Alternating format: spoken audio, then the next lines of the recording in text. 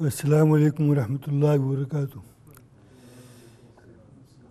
میرے محترم بزرگوں و مخلص ساتھیوں، جملہ حاضرین کرام، سامعین کرام، ناظرین کرام اور میری اسلامی ماں اور بہنوں، آج کا درس انشاءاللہ 15واں سپارہ سورہ بنی اسرائیل آیت نمبر 41 سے شروع ہوگا۔ اس درس کو شروع کرنے سے پہلے معمول کے مطابق بطور تمہید کے چند باتیں بیان کرنی ہیں۔ نکالیے سورہ توبہ سپارہ نمبر 10 آیت نمبر 119۔ بہت چھوٹی سی آیت ہے، لیکن اس ایک آیت کو اللہ تبارک و تعالیٰ نے سمندر کو کوزے میں بند کر دیا ہے۔ آیت نمبر 119 سورہ توبہ۔ فرمایا یا ایھا الذین آمنوا، اے مسلمانوں، اتقوا اللہ، ہمیشہ ہمیشہ اللہ جل شانہ سے ڈرنے والے بنو۔ یہ نہیں جب کام پڑا تو ڈر گئے اور عبادت بھی کر لی، مسجد میں بھی آ گئے، اور جب الو سیدھا ہو گیا، کام نکل گیا، تم کون اور ہم کون۔ فرمایا یہ بات، ایسا کام منافق کا ہوتا ہے۔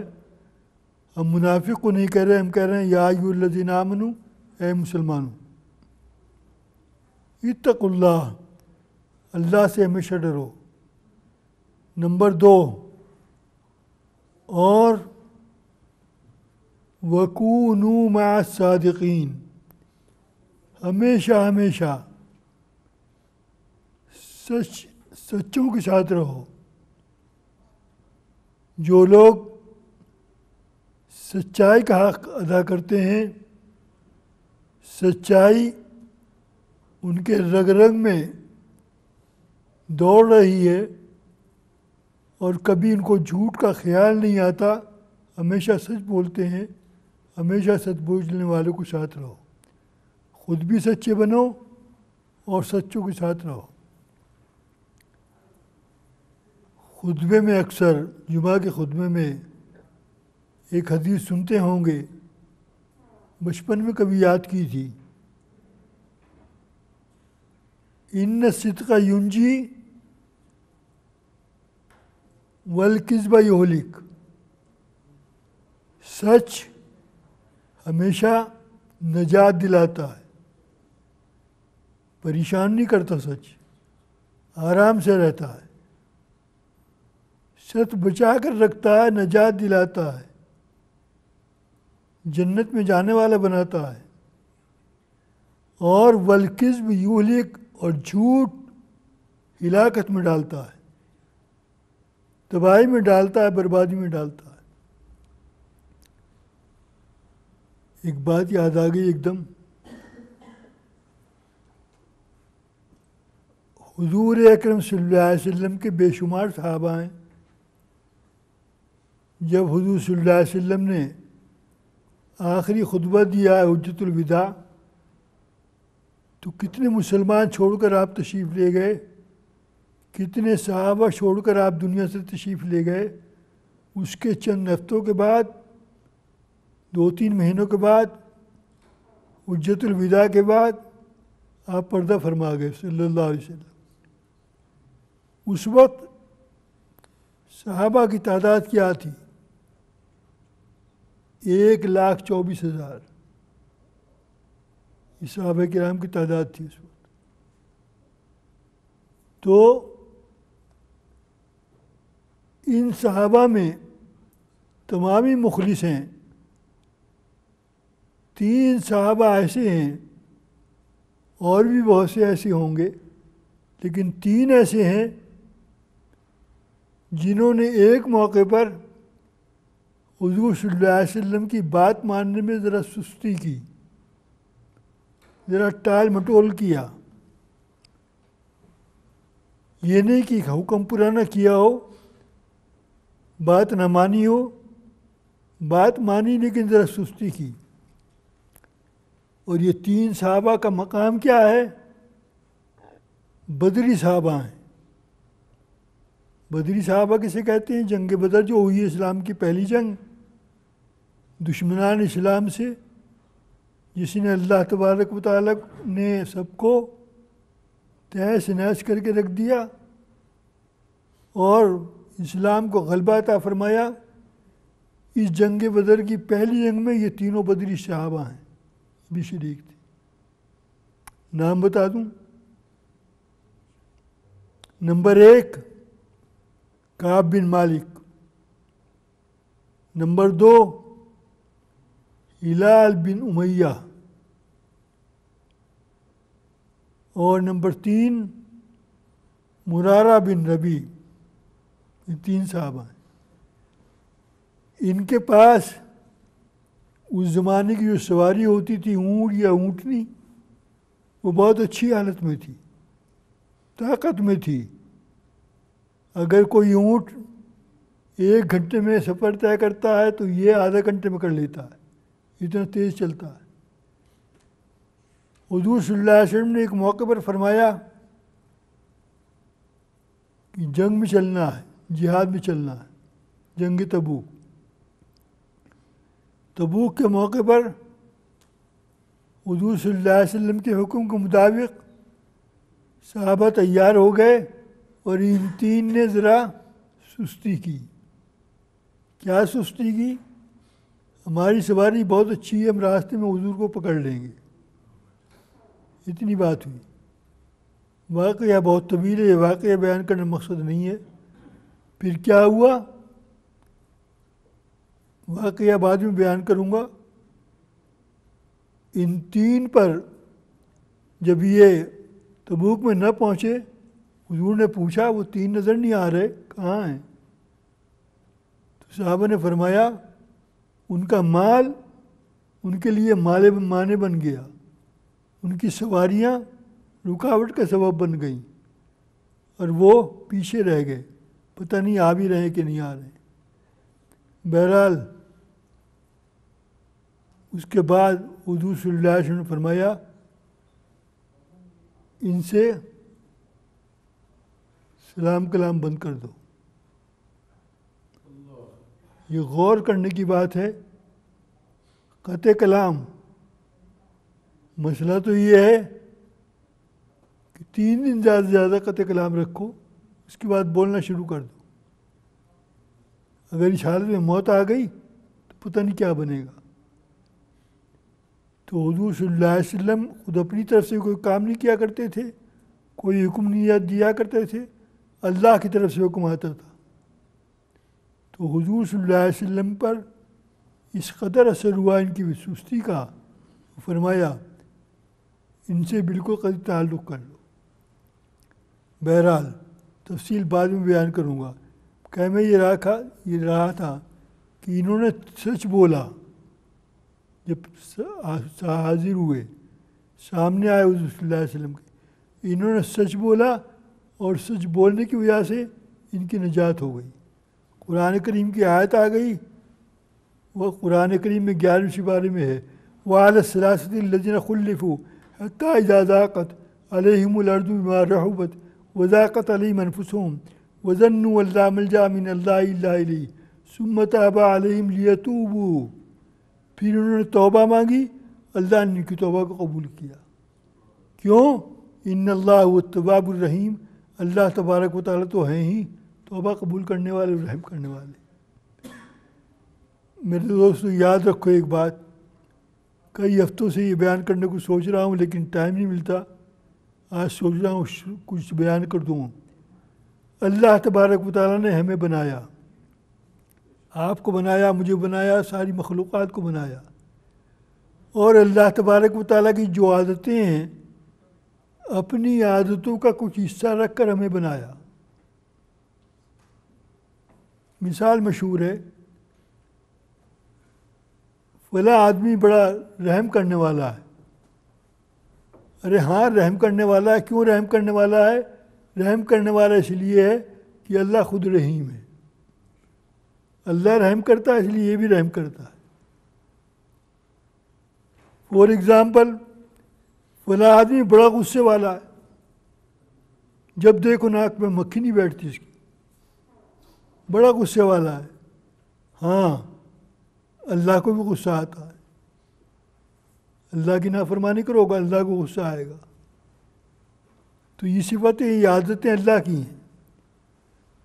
قرآن کریم میں سورہ نجم میں 27 سپارے میں ایک آیت ہے, پڑھ کے دیکھنا. وَأَنَّهُ هُوَ أَضْحَكَ وَأَبْكَىٰ. اور وہ اللہ ایسا ہے وہ ہنساتا بھی ہے اور رلاتا بھی ہے. تو انسان ہنستا بھی ہے اور روتا بھی ہے. وہ اللہ ایسا ہے. وَأَنَّهُ هُوَ أَمَاتَ وَأَحْيَا. وہی مارتا ہے وہی زندہ کرتا ہے. وَأَنَّهُ هُوَ رَبُّ الشِّعْرَىٰ. اور وہ اللہ ایسا ہے وہ ستارے کا رب ہے. شعرا ستارے کا. اللہ کی صفات ہیں. اس میں ایک لفظ آیا وَأَنَّهُ هُوَ أَضْحَكَ. وہ ہنساتا ہے. اللہ نے انسان کے اندر ہنسنے کی عادت رکھی اور رونے کی بھی عادت رکھی. تو رونے کی صفت ہنسنے کی صفت کو بیان کیا. فرمایا ایک حدیث ہے شاید کبھی سن لی ہوگی. میں ایسے نہیں کہتا نہ سنی ہو. نہ سنی ہو تو آج سن لو. اللہ تبارک و تعالیٰ کو بھی 3 موقعوں پر ہنسی آتی ہے. 4 نہیں, صرف 3 موقعوں پر ہنسی آتی. نمبر 1 اللہ میں کو ہنسی کب آتی ہے؟ جو لوگ مسجد میں نماز پڑھنے کے لیے آتے ہیں. ماشاء اللہ سبھی آنے والے بن جائیں. جو لوگ نماز پڑھنے کے لیے آتے ہیں اور باوضو مؤدب اللہ کے گھر کا احترام کرتے ہوئے مسجد میں بیٹھتے ہیں, اور جب مکبر تکبیر کہتا ہے نماز کھڑی ہونے لگتی ہے اور امام کہتا ہے استو, اپنی صفوں کو سیدھا کرو, ایڑی سے ایڑی ملاؤ, شولڈر سے شولڈر ملاؤ, آگے پیچھے لائن نہ ہو.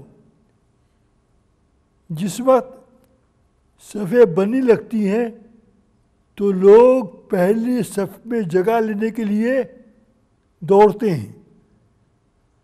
دوڑنے کا مطلب بھاگنا نہیں,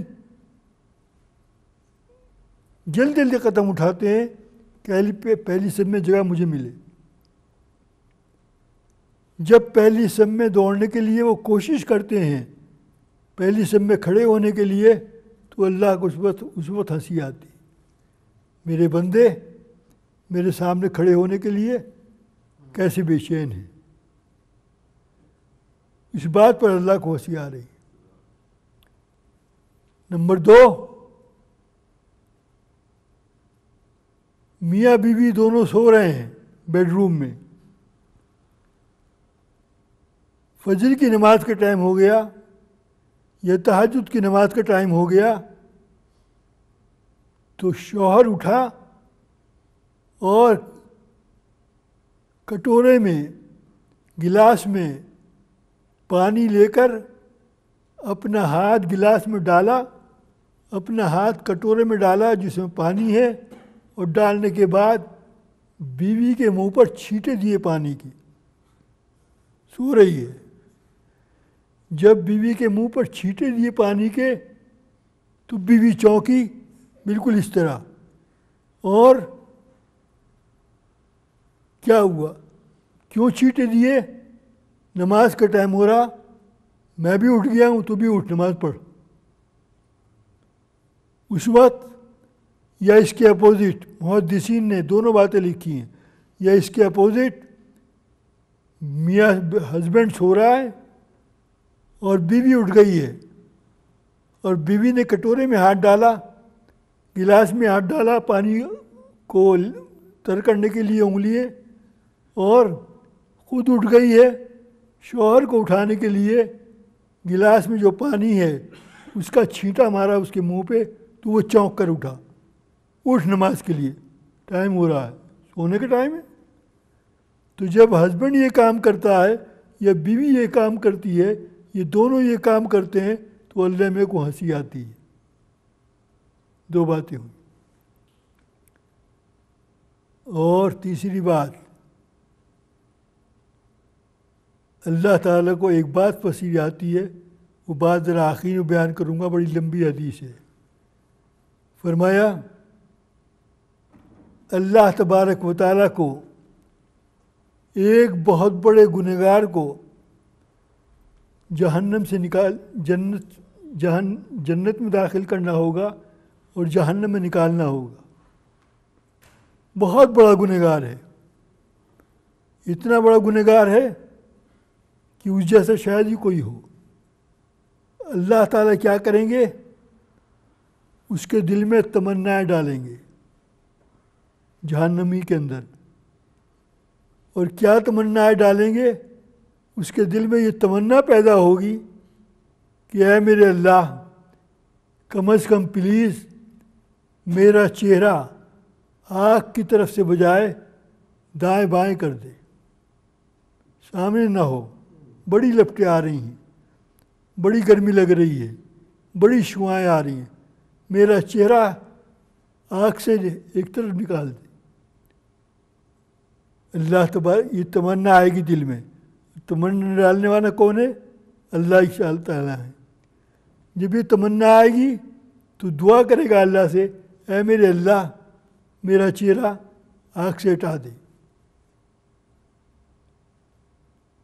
تو جب اللہ تبارک و تعالیٰ سے دعا کرے گا تو اللہ تعالیٰ فرمائیں گے پھر اس کے بعد تو کچھ نہیں مانگے گا؟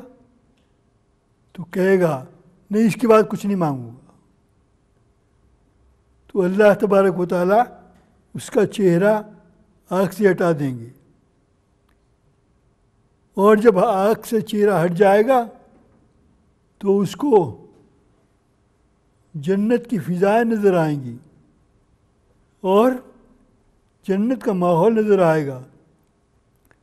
تو کہے گا میرے اللہ مجھے یہاں سے نکال کر جہنم سے نکال دے۔ تو اللہ تعالیٰ فرمائیں گے تو نے تو کہا تھا، مجھ سے وعدہ کیا تھا میں کچھ نہیں مانگوں گا۔ وَيْلَكَ يَا ابن آدم، افسوس ہے تیرے اوپر، تو وعدہ خلافی کر رہا ہے۔ تو اللہ تعالیٰ فرمائیں گے اچھا چل جہنم سے بھی نکال دیتا ہوں۔ جہنم سے نکلے گا تو گھٹنوں کے بل چل چل کر نہر حیات کی طرف آئے گا۔ نہر حیات کیا چیز ہے؟ اللہ تعالیٰ ہمیں بھی بچائے۔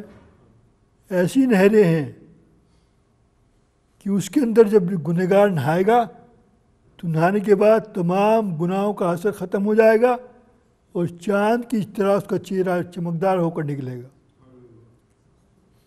عجیب عجیب جو حدیث کی روشنی ہے۔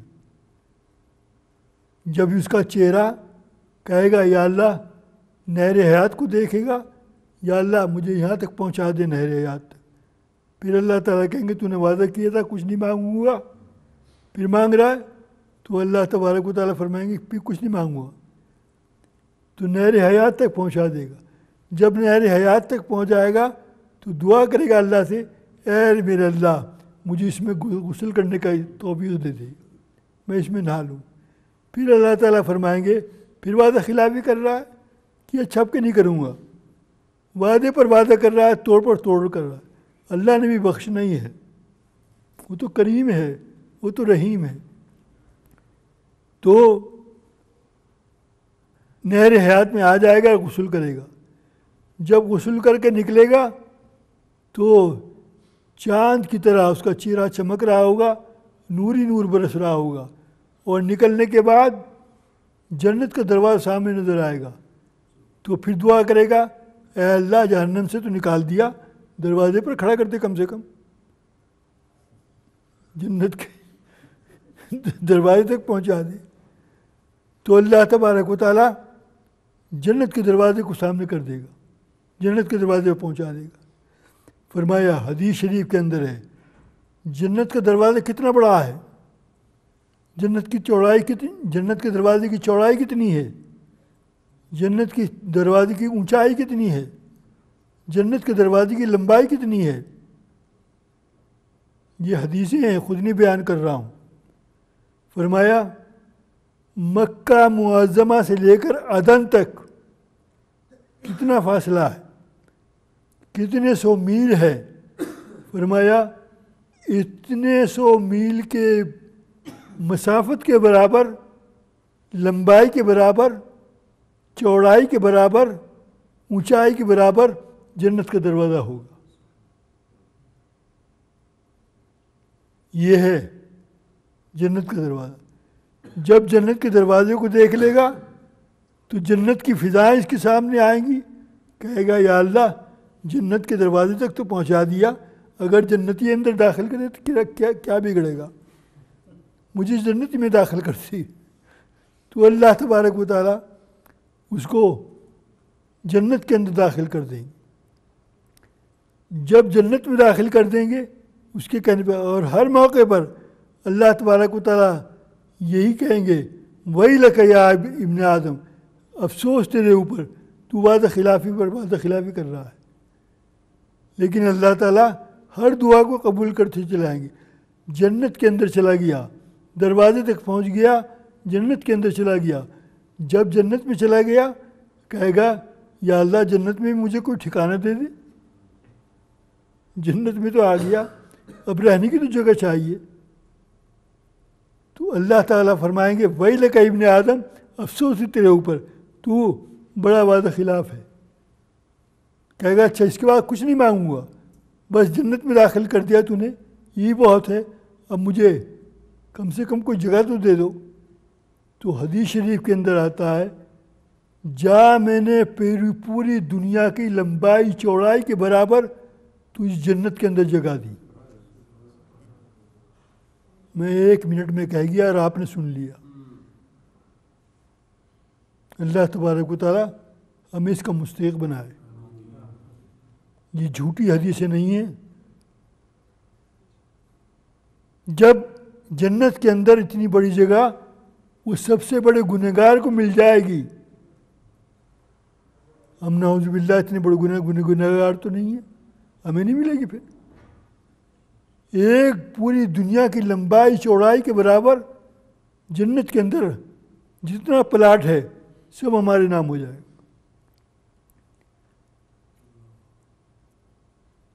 جب کہے گا مجھے جگہ چاہیے، اللہ نے دے دی ایک دنیا کے برابر.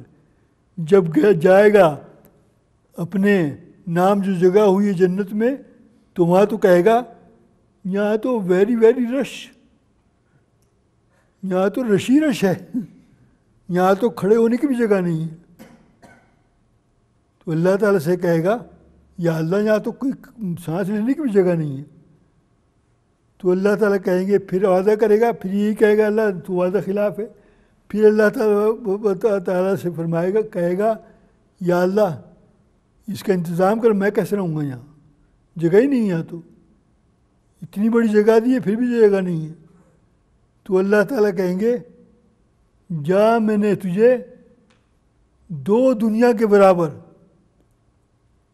اتنی جگہ جنت میں دی. اب جب آئے گا تو پہلے سے بھی زیادہ یہاں رش تھا دوسری جگہ پر. اس کے بعد حدیث میں 3 مرتبہ یہ باتیں آتی ہیں کہ پھر تیسری مرتبہ پھر کہے گا یا اللہ یہاں بھی بہت رش ہے. تو تیسری مرتبہ میں اللہ تعالیٰ فرمائیں گے جا میں نے تجھے 10 دنیاؤں کے برابر جنت کے اندر جگہ دی. یہ کیا کہے گا جواب میں؟ یا اللہ انت ربی، تو میرا رب ہے، اتستہزینی، یہ لفظ کہے گا، کیا تو میرے ساتھ مذاق کر رہا ہے؟ پہلی جگہ دی وہ بھی کم پڑ گئی، دوسری جگہ دی وہ بھی کم پڑ گئی. جب یہ کہے گا یا اللہ تو میرے ساتھ مذاق کر رہا ہے، یہ کیا ہو رہا ہے میرے ساتھ؟ تو اللہ تعالیٰ پھر فرمائیں گے میں نے 10 دنیاؤں کے برابر تجھ کو جگہ دی. تو جنت کے اندر جو سب سے بڑا گنہگار ہوگا اس کے نام جو جنت میں جگہ ہوگی وہ 10 دنیا کو برابر ہوگی. یہ عجیب بات ہے. تو میں کہہ رہا تھا کتنے دن سے یہ بات یاد رکھو ہمیشہ. یہ کون لوگ ہیں؟ ہمیشہ سچوں کا ساتھ دینے والے بنو. جب سچوں کا ساتھ دینے والے بنو گے تو اللہ تبارک و تعالیٰ نہ معلوم درجات پر درجات اور مقامات پر مقامات کہاں سے کہاں پہنچائیں گے. اب دیکھیے آیت نمبر 38 سورہ توبہ 10واں سپارہ. یا ایھا الذین آمنوا، وہی لفظ اے مسلمانوں. آیت نمبر 38 سورہ توبہ 10واں سپارہ. اے مسلمانوں، قرآن کریم ہم سے پوچھ رہا ہے. کیا پوچھ رہا ہے؟ مالکم، اے مسلمانوں تمہیں ہو کیا گیا؟ مالکم کیا مطلب؟ اذا قیل لکم انفروا فی سبیل اللہ، جب تم سے کہا جاتا ہے اللہ کے راستے میں نکلو اللہ کے دین کو پھیلانے کے لیے، تو استثقلتم الی الارض، تو تم زمین پر بجنی بن کے بیٹھ جاتے ہو، اٹھتے نہیں، کھڑے نہیں ہوتے، نکلتے نہیں. ارضیتم بالحیات الدنیا، کیا تم دنیا کی زندگی پر راضی ہو گئے؟ دنیا کی زندگی کو تم سب کچھ سمجھ رہے ہو. من الآخرہ، آخرت کے مقابلے میں. فما متاع الحیات الدنیا بالآخرۃ الا قلیل، دنیا کی زندگی کچھ نہیں، آخرت کے مقابلے میں بہت تھوڑی ہے. یہ تو سمجھانے کا انداز تھا. آیت نمبر 39 فرمایا الا تنفروا، اگر تم نہ نکلے، الا تنفروا یعذبکم عذابا الیما، بڑا خطرناک لفظ ہے. تو اللہ تبارک و تعالیٰ تم کو بڑا دردناک عذاب دے گا. ولا تضروا شیئا، اور تم اللہ کا کچھ نہیں بگاڑ سکتے. واللہ علی کل شیء قدیر، اللہ تبارک و تعالیٰ ہر چیز پر قادر ہے. یہ غور کرنے کی بات ہے، سوچنے کی بات ہے. ساری زندگی میں نے کبھی اسلام کو روشن کرنے کے لیے، اسلام کا حق ادا کرنے کے لیے کوئی محنت کی، کوئی تبلیغ کی؟ اگر نہیں کی تو کیا وارننگ ہے، یہ سوچ لو. پھر فرمایا الا تنصروا، اگر تم نے نصرت نہ کی اللہ کے دین کی، اسلام کی، اللہ کے نبی کی، اگر تم نے نصرت نہ کی، اگر تم نے ہیلپ نہ کی، فقد نصرہ اللہ، تو اللہ نے تو نصرت کر دی ہے، مدد کر دی ہے، ہیلپ کر دی ہے حضور صلی اللہ علیہ وسلم کی. کب؟ اذ اخرجہ الذین کفروا، جب کہ کافروں نے حضور صلی اللہ علیہ وسلم کو مکہ معظمہ سے نکال دیا.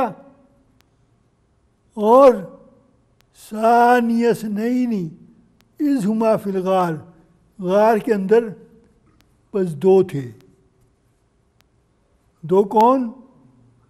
حضور اکرم صلی اللہ علیہ وسلم اور حضرت ابوبکر صدیق رضی اللہ تعالیٰ، غار ثور کے اندر. اذ ہما فی الغار، اور وہ وقت یاد رکھنے کے قابل ہے، وہ وقت یاد کرنے کے قابل ہے، جبکہ ان کے ساتھ ہی یہ کہہ رہے تھے. کیا یاد کرنے کے قابل ہے؟ اذ یقول لصاحبہ، جبکہ حضور صلی اللہ علیہ وسلم اپنے ساتھ والے سے کہہ رہے تھے. کون؟ ایک ہی ساتھی ہے حضرت ابوبکر صدیق. ان سے کہہ رہے تھے لا تحزن، کوئی رنج نہ کر، کوئی غم نہ کر، کوئی فکر نہ کر، کوئی پریشان مت ہو. حالات کیا ہیں؟ حالات یہ ہیں، غار کے اندر اندھیرا ہی اندھیرا ہے، کانٹے ہی کانٹے ہیں، جھاڑیاں ہی جھاڑیاں ہیں، اور مکڑی نے جالے تنے ہوئے ہیں، کبوتر کے گھونسلے ہیں، اور دشمنان اسلام حضور اکرم صلی اللہ علیہ وسلم کو پکڑنے کے لیے مکہ سے ڈھونڈتے ہوئے غار تک آ گئے ہیں، اور غار کے چاروں طرف کھڑے ہو کر دیکھ رہے ہیں، یہاں تو نہیں ہے، لیکن کوئی نظر نہیں آ رہا۔ اللہ کی شان، کوئی نظر نہیں آ رہا۔ جب وہ غار کے منہ پہ آ گئے دشمن، تو اس وقت گھبرا کر حضور سے فرمایا، حضرت ابوبکر صدیق نے تو اس کے جواب میں فرمایا، کوئی گھبرا مت، ان اللہ معنا، کیوں مت گھبرا، ہمارا اللہ ہمارے ساتھ ہے۔ کیا کمال ہے، کیا اطمینان ہے، کیا سکون ہے، کوئی گھبراہٹ نہیں، صرف دو۔ فرمایا لا تحزن ان اللہ معنا، پھر اللہ نے کیا کیا، وانزل اللہ سکینتہ علیہ، دیکھو قرآن، وانزل اللہ سکینتہ علیہ، اللہ نے ان کے اوپر سکون، اطمینان، چین، راحت نازل کر دی۔ وَأَيَّدَهُ بِجُنُودٍ لَمْ تَرَوْهَا، اور ایسے لشکروں سے ہیلپ کی اللہ تبارک و تعالیٰ نے جن کو کسی نے دیکھا نہیں، کافروں کو نظر آ رہا تھا اور کسی کو نظر نہیں آ رہا تھا۔ وَجَعَلَ كَلِمَةَ الَّذِينَ كَفَرُوا السُّفْلَىٰ وَكَلِمَةُ اللَّهِ الْعُلْيَا، اللہ کی تدبیر غالب رہی اور کافروں کا پلان، کافروں کی چال، کافروں کا مکر، کافروں کا فریب، کافروں کی پریشانی، یہ سب رہ گئی۔ واللہ عزیز حکیم، اللہ تبارک و تعالیٰ ہی زبردست ہے اور غالب ہے۔ ہاں، یہ تھا آیت نمبر 40۔ انفروا خفافا وثقالا، دیکھو نکلو اللہ کے راستے میں اور جہاد کرو، چاہے تم غریب ہو یا مالدار ہو، اپنے مال سے اور اپنی جان سے اللہ کے راستے میں۔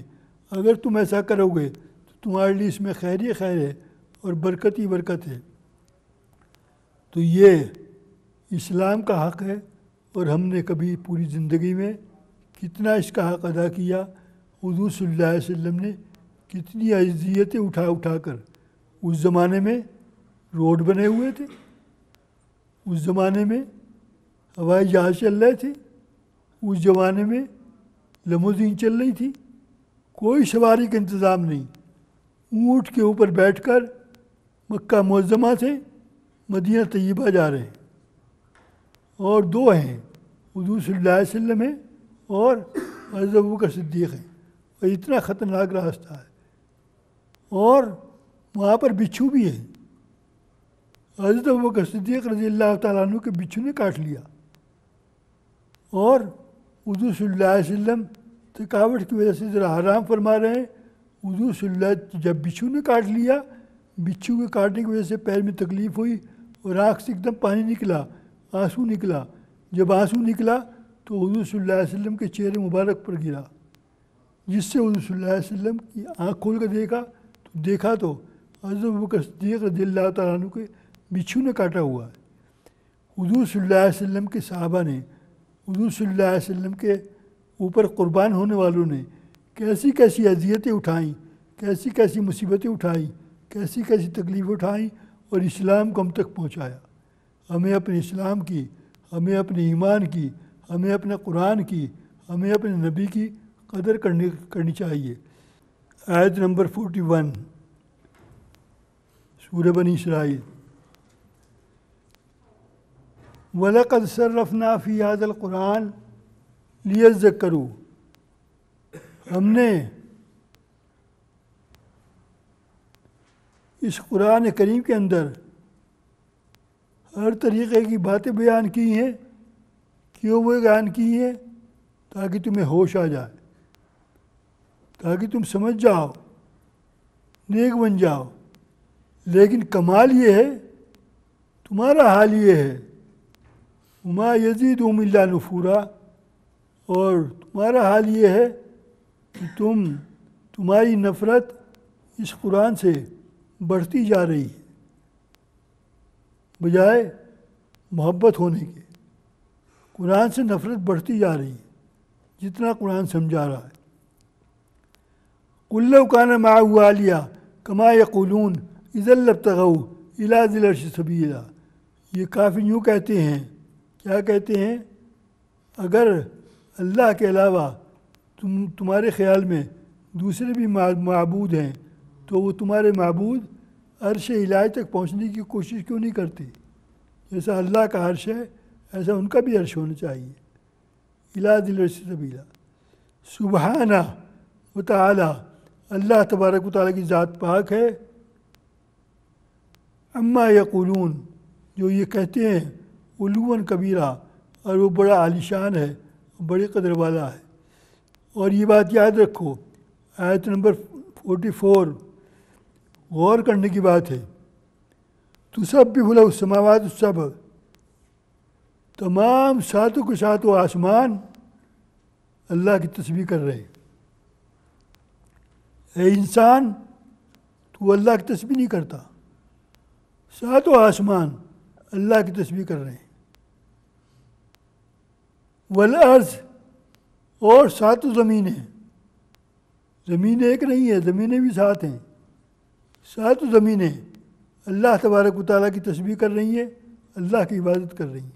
اے انسان، تو عبادت نہیں کرتا۔ اور ومن فیہن، دیکھو قرآن کے لفظ، ومن فیہن، اور ساتوں آسمان، ساتوں زمینوں کے درمیان جو کچھ ہے، یہ سب بھی جتنی کائنات ہے، روڑے ہیں، پتھر ہیں، پانی ہے، دریائے مخلوق ہے، پہاڑ ہیں، جنگل ہیں، جو کچھ بھی ہیں، سب اللہ کی تسبیح کر رہے ہیں۔ وَإِن مِّن شَيْءٍ إِلَّا يُسَبِّحُ بِحَمْدِهِ، کوئی ایسا نہیں، کوئی چیز ایسی نہیں جو اللہ کا ذکر نہ کر رہی ہو۔ وَلَٰكِن لَّا تَفْقَهُونَ تَسْبِيحَهُمْ، لیکن تم ان کی تسبیح کو سنتے نہیں ہو، تمہارے کانوں میں طاقت نہیں ہے، تم سمجھتے نہیں ہو ان کی تسبیح کو۔ إِنَّهُ كَانَ حَلِيمًا غَفُورًا، بے شک تمہارا اللہ تبارک و تعالیٰ بڑا بردبار ہے اور مغفرت کرنے والا ہے۔ ایک بڑی زبردست آیت آ رہی ہے، میرے دل کو لگتی ہے، آپ کو بھی لگ جائے۔ آیت نمبر 45، وَإِذَا قَرَأْتَ الْقُرْآنَ، اور حضور اکرم صلی اللہ علیہ وسلم جب آپ قرآن کا درس دیتے ہیں،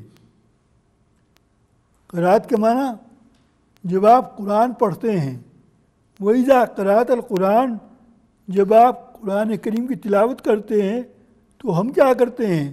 جعلنا بینک و بین الذین لا یؤمنون بالآخرہ، جو حضور صلی اللہ علیہ وسلم نہ تو میرے اوپر ایمان رکھتے ہیں، نہ حضور صلی اللہ علیہ وسلم آپ پر ایمان رکھتے ہیں، اور نہ آپ پر جو قرآن نازل ہوا اس پر ایمان رکھتے ہیں۔ لا یؤمنون بالآخرہ، تو جو لوگ آخرت پر ایمان نہیں رکھتے، ہم ان کے اور آپ کے درمیان ایک پردہ ڈال دیتے ہیں، حجاب مستورہ، ایک پردہ حائل کر دیتے ہیں۔ اور آیت نمبر 46، وَجَعَلْنَا عَلَىٰ قُلُوبِهِمْ أَكِنَّةً، اور ہم ان کے دلوں پر غلاف چڑھا دیتے ہیں، دلوں میں بھی ان کے اثر نہیں ہوتا، قرآن کو سننے کو تیاری نہیں ہے، بیٹھنے کو تیاری نہیں ہے، ایمان لانے کو تیار نہیں ہے، عمل کرنے کو کہاں سے تیار ہوں گے؟ تو ہم پردہ حائل کر دیتے ہیں آپ کے اور ان کے درمیان، اور ان کے کانوں پر، ان کے دلوں پر غلاف چڑھا دیتے ہیں، اور وفی آذانہم وقرا، اور ان کے کانوں کے اندر ہم ڈانٹ ڈال دیتے ہیں، گرا لگا دیتے ہیں۔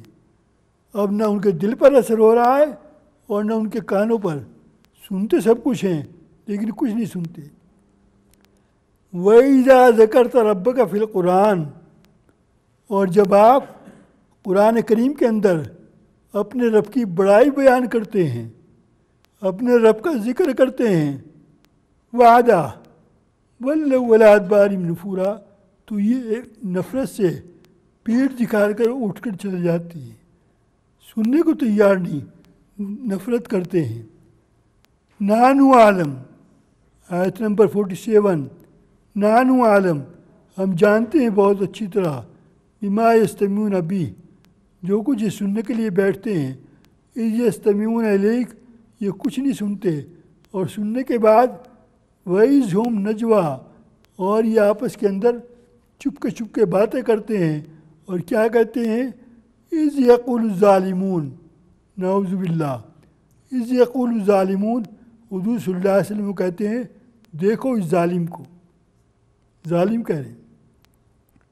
ان تتبعون الا رجلا مسحورا، یہ لوگ کیسے آدمی کا اتباع کر رہے ہیں جو ایمان لائے ہیں، ان پر تو ایک جادو چلا ہوا ہے۔ انظر، آیت نمبر 48، انظر، ذرا غور کرو، ذرا دیکھو، کیف ضربوا لک الامثال، کیسی کسی مثالیں آپ کی شان میں بیان کر رہے ہیں۔ یہ فضلوا، ضلالت کے راستے پر ہے، ولا یستطیعون سبیلا، اب ان کو کوئی استطاعت نہیں ہے ہدایت کے راستے پر آنے کی۔ اور کیا کہتے ہیں؟ آیت نمبر 49، اور یوں کہتے ہیں وقالوا اذا کنا عظاما ورفاتا انا لمبعوثون خلقا جدیدا، کیا جب ہم مر گئے، مٹی میں چلے گئے، اور ہماری جسم کو مٹی نے کھا لیا، ریزہ ریزہ کر دیا، تو ہم دوبارہ پیدا کی جائیں گے، ہم دوبارہ زندہ ہوں گے۔ قل للذی فطرکم اول مرہ، حضور صلی اللہ علیہ وسلم آپ فرما دے جس نے تم کو پہلی مرتبہ پیدا کیا تھا وہی تم کو دوبارہ بھی زندہ کرے گا۔ فَسَيُنْغِضُونَ إِلَيْكَ رُؤُوسَهُمْ، اپنے سروں کو ہلا ہلا کر کہتے ہیں، کیا کہتے ہیں؟